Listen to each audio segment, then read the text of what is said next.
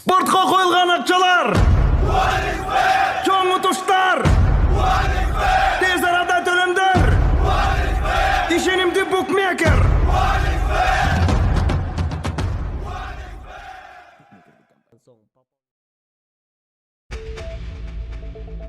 Россиялык теле алып баруучу Андрей Малахов чуу жараткан теле берүү боюнча кыргызстандыктарга кайрылды.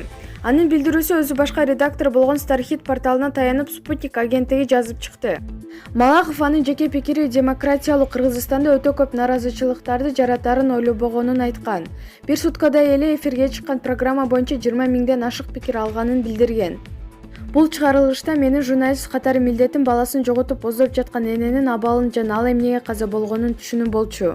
Укук бузгандардын, кылмышкерлердин улуту жана жарандыгы болбойт. Мыйзам алдында баары бирдей. Мен кыргыздарды сүйүктүү Чыңгыз Айтматовдун чыгармаларынан гана эмес, Семенчуковдун эмгектери аркылуу билем. Андан сырткары жеке жолугууларым да болгон.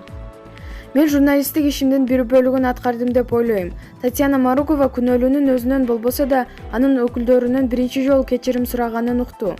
Анан калса менин айткандарымды кээ бир кыргыздар туура эмес түшүнүп калганына өкүнүп турам. Мен тынчтыкты жана ынтымактуу коңшулук мамилелерди каалайм. Абаса, акыйкаттык жана сөз эркиндигин жактайм, деген ал. Ал ушундай эле программаны даярдап чыгууда ондон ашык улуттун өкүлдөрү иштей турганын кошумчалаган, тилекке каршы кечирим сурабаган.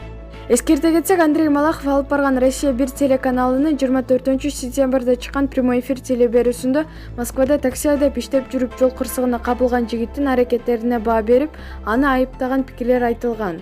Буга байланыштуу кыргызстандык интернет колдонуучулар нааразы болуп, Малахов кечирим сурасын деген акцияны башташкан. Маалымат булагы Азаттык KG.